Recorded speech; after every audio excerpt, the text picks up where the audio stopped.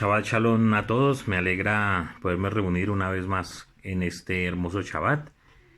Para hoy vamos a desarrollar con la ayuda del Eterno la parashá Vayehi, que la encontramos desde el capítulo 47, versículo 28 hasta el final del libro de Bereshit. Así damos por concluido el estudio de este primer libro, primer rollo de la Torah. Y quiero mirar varias cositas antes de desarrollar el tema que tenemos para hoy. Y es algo muy hermoso, o tesoros que uno puede encontrar en esta parashá. Y la primera es que el significado de esta parashá, que es Vayehi, significa y vivió. Pero de una forma muy interesante encontramos que en esta parashá se relata la muerte de Jacob y la muerte de Yosef. Si vamos a la porción que se tiene para la Haftará, para esta semana, se relata la muerte de David, del rey David. Y en la porción que se estudia del Código Real, encontramos la muerte del rey. Entonces, algo interesante que podemos encontrar acá es cómo el nombre que titula que vivió nos habla es de muerte. Lo mismo sucede en la parashá Haye Sara. Dice, y fueron los días, o vivió Sara tantos días, para relatarnos la muerte. Y esta semana escuché de un rabino, Rabí Uri Romano, que él hablaba de algo muy interesante que me llamó la atención, y es que la vida eterna, porque relaciona la vida y la muerte como en un mismo capítulo, y la reflexión que él trae es que la vida eterna no es uno vivir para siempre, sino que todo lo que hizo, tanto Jacob como Yosef, tanto el rey David como nuestro rey, debe permanecer, siempre debe permanecer. Nuestras enseñanzas, nuestro ejemplo, nuestros hijos. Y nos damos cuenta en esta parashá que en Jacob se cumple la profecía por fin de que iban a ser incontables los hijos de Abraham. Y es ahí con Jacob que sucede esto, porque en el tiempo que ya se queda el pueblo de Israel en Egipto, se multiplicó y fructificó muchísimo. Entonces ahí encontramos que la memoria de Israel finalmente nunca murió. Hasta el día de hoy nos acordamos de Israel. Hasta el día de hoy existe un pueblo y una nación llamada Israel. Y eso es algo verdaderamente hermoso que encontramos en la parashá. Pero encontramos a Yosef, que su nombre significa añadir. ¿Sí? Cuando Yosef nace, Rachel dice, añádeme otro hijo. Por eso le pone el nombre de Yosef. Y efectivamente, de Yosef se añade multitud de gentes. Pues recordemos que en la bendición que se le da a Efraín, dice que por medio de él va a estar multitud de gentes, multitud de naciones. Es decir, que también por esa línea, por ese lado, se fructifica el pueblo de Israel. Y como más adelante vamos a ver en el estudio que tenemos, se siembra la semilla a todo el mundo, que ese es el tema que tenemos para hoy. Lo otro que quiero resaltar de esta parashá es que durante buena parte del estudio vimos que la relación que tenía Yosef con el Rebe, con nuestro Rebe Yeshua Mashiach. Y porque nosotros tenemos en nuestro pensamiento que el Mesías debía cumplir dos roles. Y uno, el primero, es el Mesías Ben Yosef, que en este momento nuestro pueblo lo ha, no sé si sea la palabra, pero lo ha olvidado, por decir algo, o de eso no se habla. Pero durante todo este libro se inicia esa etapa de ese Mesías sufriente. Y al terminar el libro, al terminar este libro, da inicio a otro, que es el libro de Shemot, que es donde se nos habla de la redención. De la misma manera, en los textos que teníamos del Brit Hadashah, nos hablan de la muerte del Rebe, donde finaliza esa etapa de Mesías sufriente. Y encontramos la relación también, que ya la hemos estudiado, de la exaltación de Yosef cuando es sacado de la mazmorra y la resurrección del Mesías. Pero apenas ahí no se ha concluido la tarea, ni se ha concluido la historia, ni el propósito del Eterno en cuanto a la redención. Apenas empieza. Y es así que podemos empalmar el libro de el relato de Bereshit y lo podemos empalmar con Shemot, el inicio de la redención. El inicio de la redención. Lo mismo que sucedió cuando nuestro Rebe es ascendido a los cielos y deja su legado para que los Shaliahim, sus Talmidim, continúen con el propósito y la tarea que el Eterno les ha encomendado de llevar la palabra y ser luz a todas las naciones. Entonces es muy interesante y muy hermoso ver cómo podemos empalmar estas dos grandes verdades y estos dos grandes libros que vienen a continuación. Entonces podemos ir desarrollando ahora sí el tema de la parashá. Y en este estudio vamos a encontrar que se sigue hablando de dos casas o de dos campamentos.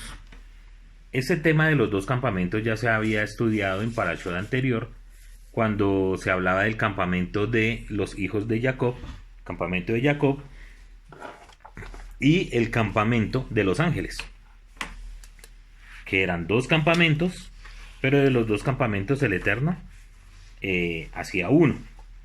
Entonces vamos a encontrar algo muy interesante en este estudio, y es que primero Jacob manda a llamar a sus nietos, ¿cierto? Los hijos de José, y les imparte una bendición, los adopta como hijos, los pone dentro de la tribu, dentro de las tribus de Israel, y luego ya cuando está para morir, se encuentra con la necesidad de impartir bendiciones a sus hijos. Dice el Midrash, o los sabios antiguos, que Jacob iba a profetizar, porque había vuelto el espíritu de profecía. Porque la escritura dice, cuando los llama, dice: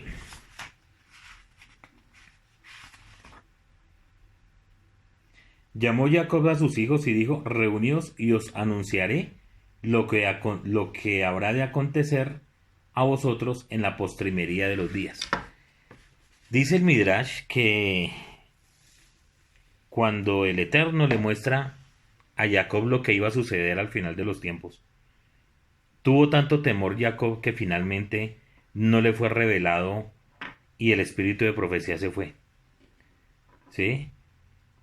Entonces él, en lugar de profetizar, habló palabras a sus hijos. Algunas fueron bendición, algunas no lo fueron tanto, más bien fueron de reproche. Pero en especial, y aquí es donde vemos lo interesante de toda la historia, es que se centra en dos personajes. Y esos dos personajes nuevamente son Yehuda y Yosef. Entonces, de los 12, se va a centrar nuevamente en esos dos hijos.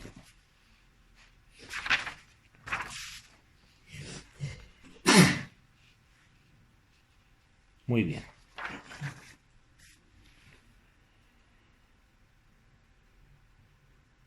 Como hemos venido examinando, Eloa interviene en la historia del hombre. La Torá no se puede tomar meramente como un libro histórico de lo que le acontece a ciertas personas, ni meramente un libro de leyes que trata del ordenamiento de una nación. La Torá es también un libro que ha de leerse proféticamente, pues el Eterno está revelando sus planes con Israel y configurando la clase de relación que quiere tener con este pueblo. Así que podemos examinar la profecía o las bendiciones, aunque en este caso sí es profecía, que aparece en el capítulo 49. Al examinar las profecías, encontramos que para cada tribu Israel le dedica 1 o 2 versículos a cada uno de los hijos. Pero hay dos excepciones. Y el primero que encontramos es la profecía que da a Yehuda, que abarca 5 versículos. Y la otra profecía es para Yosef, a la cual también le dedica esa cantidad de versículos, 5. ¿Esto qué nos indica? Nos indica que esas dos tribus son las que van a desarrollar el futuro de esta nación, de Israel como tal. Estas dos tribus, van a desarrollar un papel clave en la constitución y en el desarrollo de la nación. Todas las demás tribus van a girar en nombre o alrededor de estas dos tribus, de la tribu de Yehuda y la tribu de Yosef. Y esto lo vamos a ver más adelante cuando estemos desarrollando el estudio, algunas de los pensamientos que tenían los sabios antiguos. Entonces lo primero que vamos a tratar de examinar es la profecía que el Eterno dio para Yehuda. La profecía, la bendición que se le da a Yehuda. Entonces podemos hacer un resumen pequeño. Yehuda es el cuarto hijo de Yosef y de Jacob y Lea. No esperaría uno de él nada en que exceda a los demás hermanos. O sea, inicialmente no parece que haya algo que lo haga diferente a sus hermanos, ¿sí? Uno esperaría que el ejemplo o que esa predominancia la tuviera Rubén. Pero, como todos sabemos, Rubén cometió un pecado bastante grave, una falta bastante grave, que hizo que perdiera su primogenitura. Sin embargo, Yehuda va tomando un rol de liderazgo reconocido por sus hermanos a través del libro de Génesis. ¿Y dónde lo podemos encontrar? Lo primero lo podemos ver en Génesis 37, versículos 26 y 27, donde se nos narra que Yosef impide que sea asesinado Yosef cuando lo meten en la cisterna, sino que para salvar su vida, dice más bien no lo matemos, sino vendámoslos a los ismaelitas. Eso fue lo que él propuso. Y aquí ya encontramos una alusión muy pequeña, pero finalmente una alusión del texto que dice que la salvación viene de los judíos. Entonces aquí encontramos que es esa primera como muestra de que eso es así. Pero luego que pasa todo este tormentoso momento de Joseph, cuando es vendido, la Torá en el capítulo 38 da un vuelco total, lo cambia y nos lleva a lo que sucedió con Yehudá. Inicialmente no entendemos qué pasa, por qué está metido ahí Yehudá, por qué está metido entre la historia que se estaba contando de Joseph. Y podemos analizar este episodio a nivel pechada, a nivel simplemente lo que dice el texto. Y encontramos lo siguiente: Yehudá se aparta de sus hermanos y se va a vivir entre los cananitas, donde consigue mujer y tiene 3 hijos. El mayor de ellos se casa, según parece, con una cananea llamada Tamar, pero muere sin haber dejado descendencia. Luego aparece el segundo hijo y aparece el tema de la ley del levirato, que más adelante es establecida por la Torá, pero que aquí nos vamos dando cuenta y podemos entender que ya estaba establecido y era respaldado por el Eterno, ¿sí? Es decir, que hacía parte de esas leyes de la tradición oral, que aunque nosotros a nuestro entender no podemos decir que toda la tradición oral está inspirada por el Eterno, a diferencia de la Torá, sí hay cosas que eran inspiradas, y este es un ejemplo de ellas, el tema del levirato.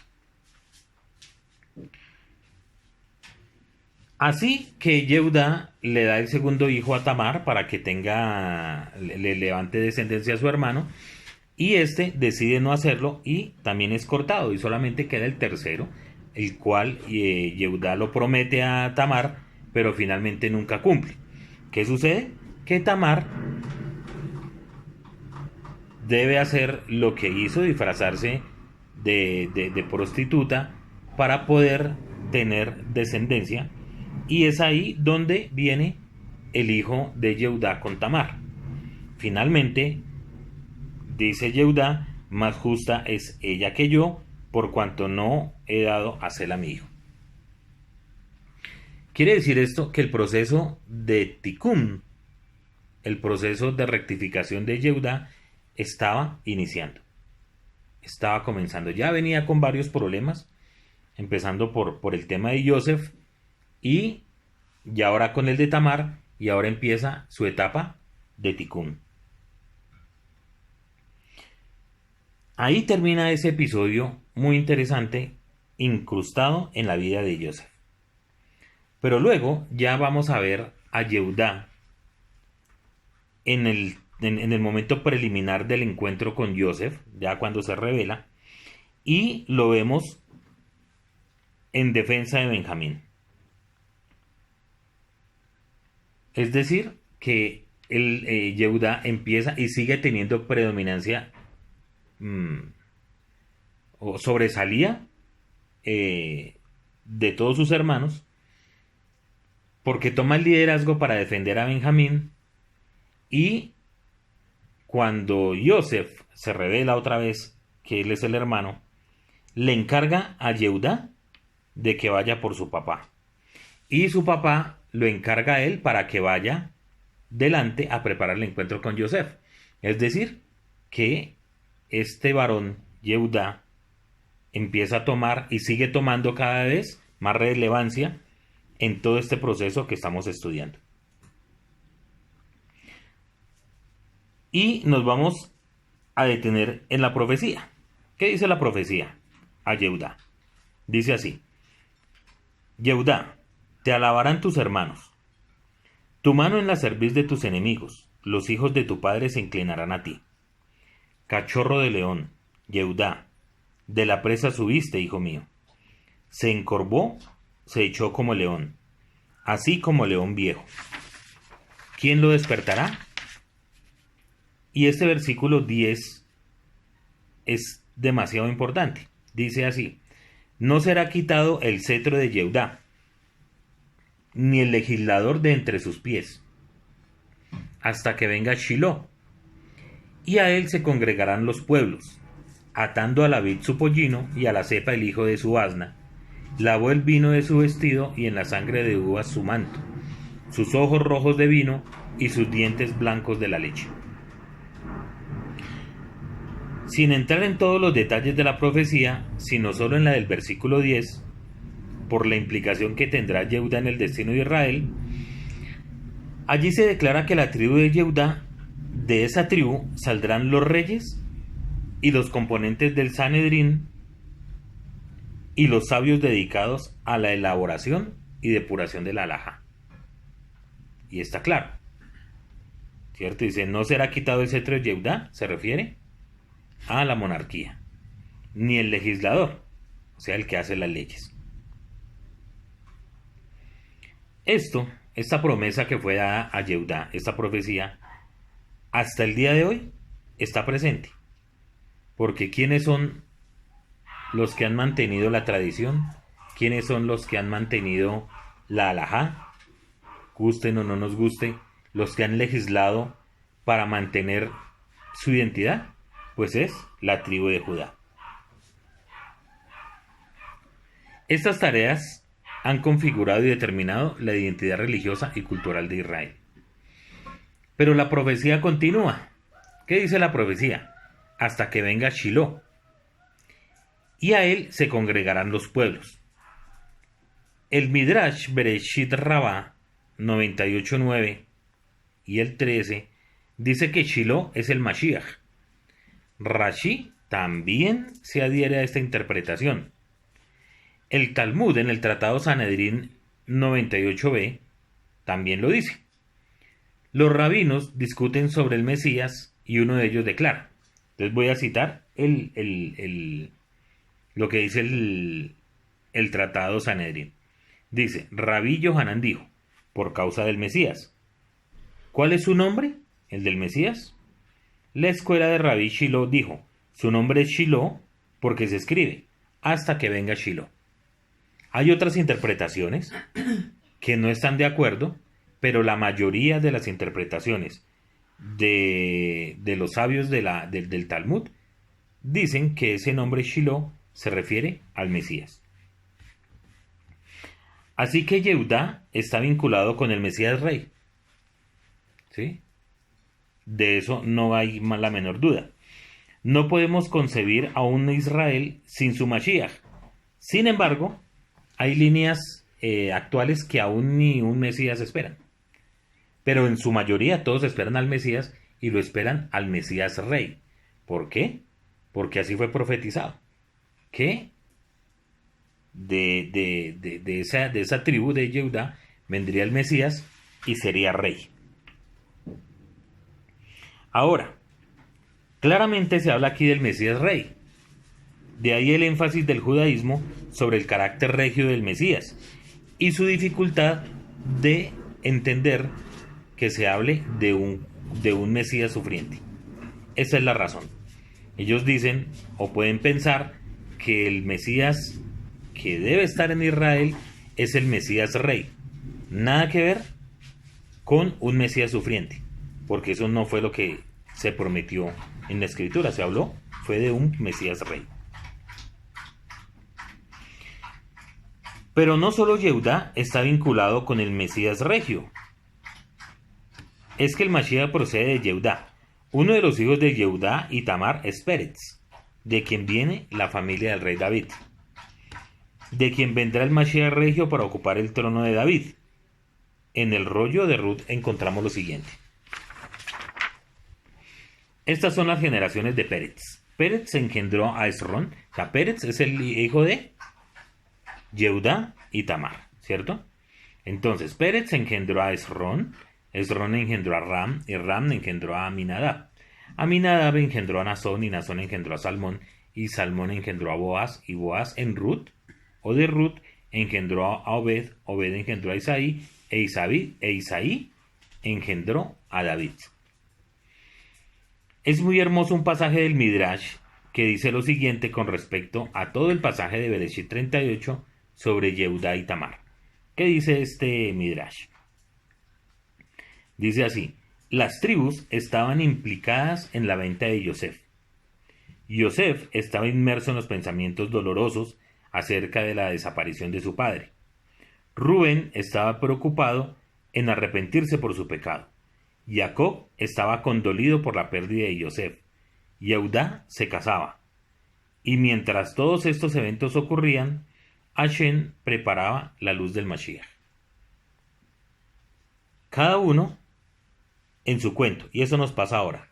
Cada uno estamos ocupados de pronto en minucias o en cosas que son importantes para nosotros. Pero mientras eso pasa, el Eterno está preparando y desarrollando su plan que tiene para los días finales. El capítulo sobre Yehudá, que aparecía un paréntesis sin ton ni son en el capítulo, ese capítulo 38, ahora cobra sentido. Se trata del capítulo que determina la tribu y la casa paterna dentro de esa tribu, de donde vendrá el Mesías, que es la cabeza de Israel. La Mesorá de Matillahu se inicia con la frase Libro de la genealogía de Yeshua HaMashiach, hijo de David, hijo de Abraham. Se lo encontramos en Matillahu 1.1. Más adelante en el verso 3 dice, Yehudá engendró de Tamar a Pérez y a Saraj. Así que nuestro Rebe es un Yehudí que proviene de Pérez y hace parte de la descendencia del rey David y por tanto califica para ser Mashiach ben David. También el Rebe dijo, la salvación viene de los judíos. Yohanan 4.22. Hasta ahí la profecía de Yehudá. Ahora miremos la profecía de Yosef, porque es la otra que, como dijimos al inicio, son las dos tribus predominantes y en especial en esta profecía. Y nos vamos a dar cuenta que hasta hoy siguen siendo predominantes. Dice así, rama fructífera es Yosef, rama fructífera junto a una fuente, cuyos vástagos se extienden sobre el muro. Le causaron amargura, le asaetearon y le aborrecieron los arqueros. Mas su arco se mantuvo poderoso, y los brazos de sus manos se fortalecieron, por las manos del fuerte de Jacob, por el nombre del pastor, la roca de Israel, por el Eloa de tu padre, el cual te ayudará, por el Eloa omnipotente, el cual te bendecirá, con bendiciones de los cielos de arriba, con bendiciones del abismo que está abajo, con bendiciones de los pechos y del vientre. Las bendiciones de tu padre fueron mayores que las bendiciones de mis progenitores. Hasta el término de los collados eternos serán sobre la casa de Yosef y sobre la frente del que fue apartado de entre sus hermanos. Muy hermosa el texto, e incluso para final de Shabbat, cuando hacemos Abdalá, muchas veces se recitan esta bendición. Las bendiciones sobre Yosef, si nos damos cuenta y la detallamos, tienen que ver con fructificar. Fructificación. Mientras que la de Yehudá tiene que ver con realeza. De hecho, el nombre Yosef, que lo explicaba al inicio del estudio, ya expresa fructificación. Cuando su madre Rachel le puso ese nombre, añádeme eterno otro hijo. Eso es lo que significa el nombre. Así que más que hacer un análisis de la profecía, quisiera recalcar la idea de la fructificación. Es muy posible que existiera la tradición anterior a la legislación en el Sinaí de que el primogénito no solo representaba al padre, sino que gozaba de una parte doble de herencia con respecto a cada uno de los demás hermanos. Pues exactamente esto va a suceder con Yosef. Yosef y luego los hijos de Yosef, Efraín y Manasés, reciben la primogenitura de Israel, mientras Yehudá mantiene el principado y la realeza. El libro de Crónicas lo expresa claramente. Porque Rubén era el primogénito, mas como violó el lecho de su padre, sus derechos de primogenitura fueron dados a los hijos de Yosef, hijos de Israel, y no fue contado por primogénito. bien que Yehudá llegó a ser mayor sobre sus hermanos y el príncipe de ellos, mas el derecho de primogenitura fue de Yosef. Es decir, a Yosef, a sus hijos, les fue dada la primogenitura y a Yehudá le fue dada la realeza. En Bereshit 48 se narra cómo Jacob adoptó a los dos hijos de Yosef, dándole prioridad al menor, a Efraín. Recordamos el episodio, Jacob manda llamar a los hijos de Yosef, Yosef los pone enfrente suyo y Jacob, que ya estaba sin vista, cruza sus manos y su mano derecha se posa sobre Efraín y su mano izquierda sobre Manasés, pero como ya hemos estudiado muchas veces, esto no es un error de Jacob, sino fue dirigido por el Eterno, porque así Hashem quiso que fuera. Los privilegios del primogénito se van a desarrollar. Efraín y Manasés, aunque son llamadas medias tribus, cada una de ellas hereda como cualquier otra tribu. Es decir, Yosef, a través de sus hijos, hereda el doble de cualquier otra tribu. Por otro lado, cuando a la muerte de Shlomo el reino se divide en dos, el de Rehoboam, o como se conoce, Roboam, el nieto de David, se queda solo con la tribu de Benjamín y de Leví, y su reino pasa a llamarse reino de Yehudá. Mientras que Yaroboam, Jeroboam como se le conoce, de la tribu de Efraín, pasa a gobernar las 10 tribus restantes y su reino se va a llamar Reino de Israel, llevando con todo el derecho el nombre del Padre. Mientras Yehudá, y aquí pasa algo muy interesante, mientras Yehudá se cierra a guardar su identidad, a guardar el templo y la Torá, Efraín se aleja del Eterno y de la Torá y trata de hacer una simbiosis con la religión de las naciones paganas. Todo lo contrario de lo que había hecho Yosef, quien aún habiendo vivido entre el paganismo de Egipto, nunca le falló al Eterno. Así que el Eterno lo desterró a Efraín de la tierra prometida y las 9 tribus restantes e hizo que Asiria se los llevase y los dispersase por todas las naciones. Tenemos las 10 tribus perdidas. Israel desapareció como nación y como país. Lo único que quedó fue Yehudá.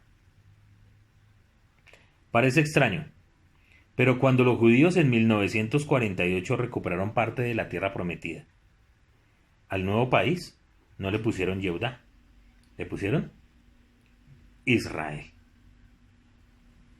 Parece que el nombre es profético. Es como una invitación a la reunión de Yehudá y de Efraín. Y es verdad. ¿Cuándo será y cómo? Eso no lo sabemos. Lo cierto es que así va a ser. El profeta Yirmiyahu, alrededor del año 575 antes de esta era, acordémonos que profirió palabras del Eterno acerca de que no se ha olvidado de Efraín.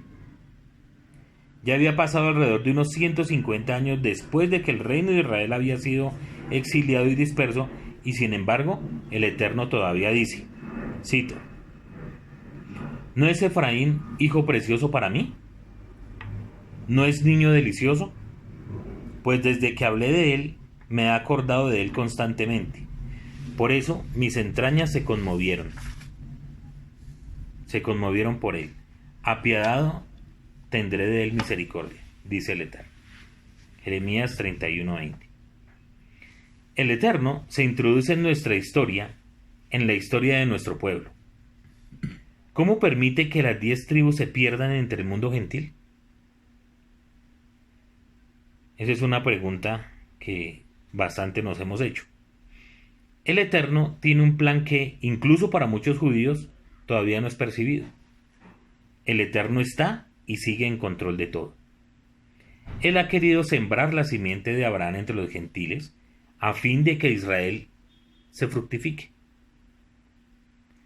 Es una forma de conseguir que Israel sea luz para las naciones. El profeta Oseas nos revela este plan del Eterno. Vamos a leer Oseas capítulo 1, versículos 4 al 6.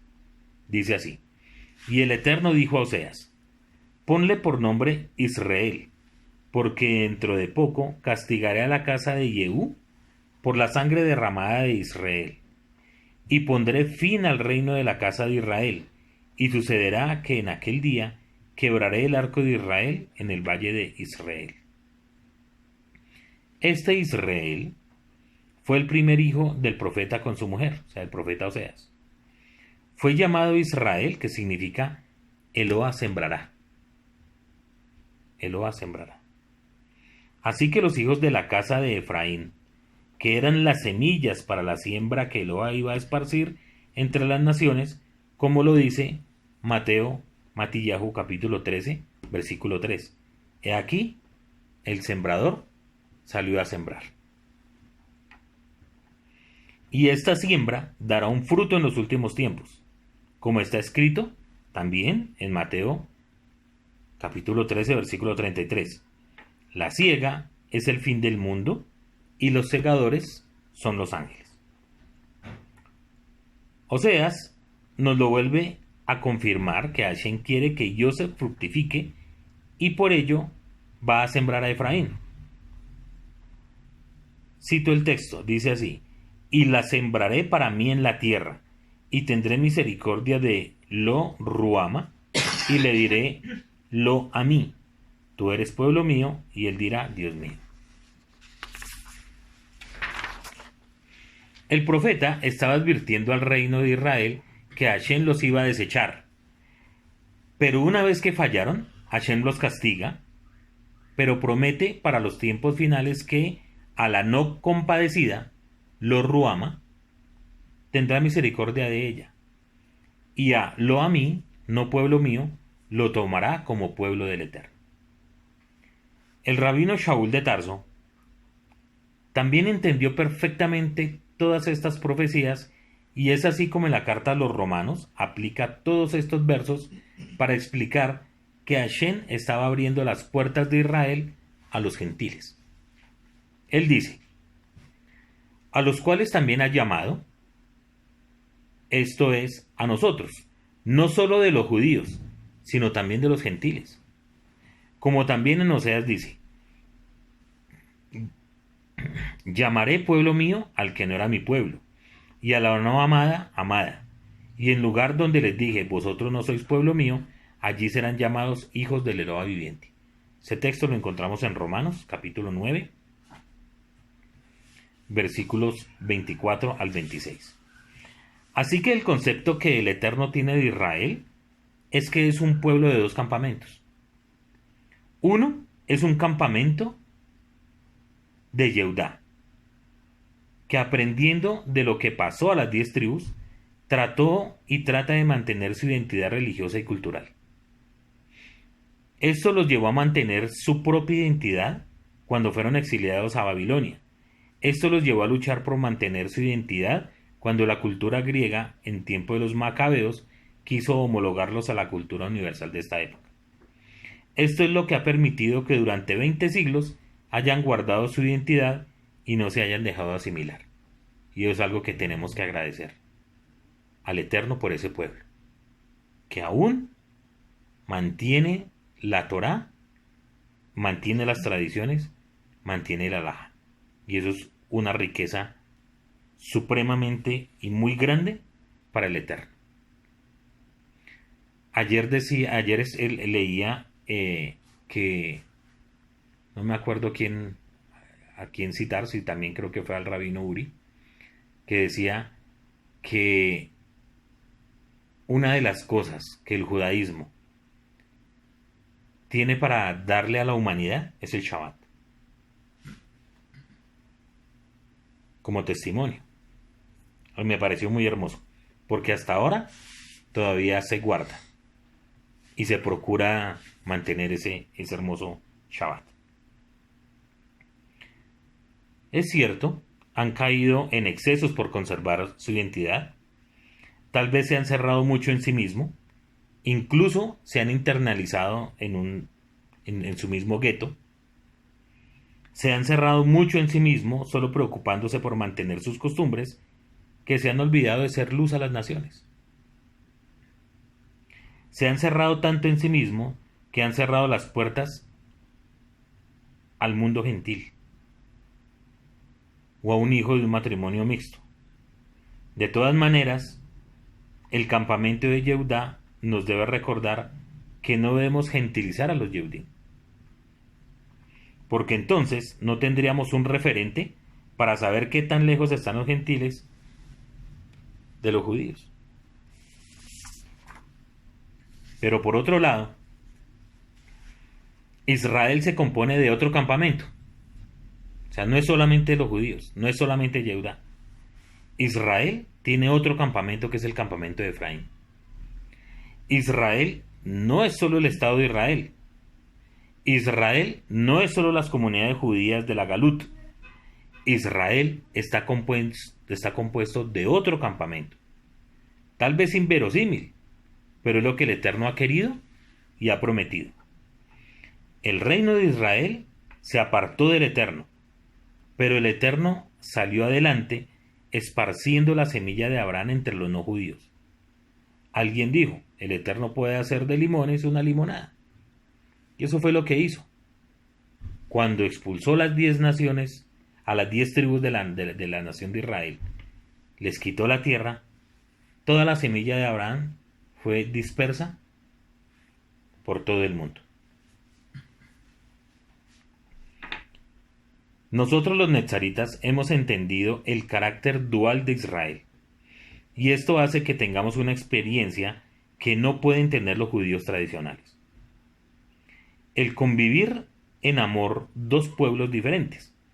De hecho, el concepto de dos en el judaísmo habla de diferencia. No habla de uno, como algo monolítico, sino al hablar de dos, habla que hay diferencias. Pero cuando hablamos de dos, debemos reconocer las diferencias, debemos respetar las diferencias, podemos establecer puentes de convivencia, ceder en lo que aparentemente no se puede ceder y crear una unidad en la composición de las diferencias, como el esposo con la esposa. A pesar de ser dos entes diferentes, dos personas diferentes, de familias diferentes, de pensamientos diferentes, finalmente cuando se casan, hacen una ejad, una unidad. Esto significa que no es política correcta en el Israel del Eterno judaizar. Está prohibido judaizar.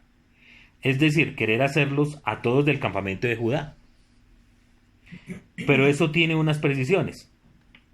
La ciencia microbiológica está resolviendo el asunto de la composición, manteniendo y la transmisión genética. Esto permitirá pronto que cada uno conozca sus orígenes genéticos y ancestrales.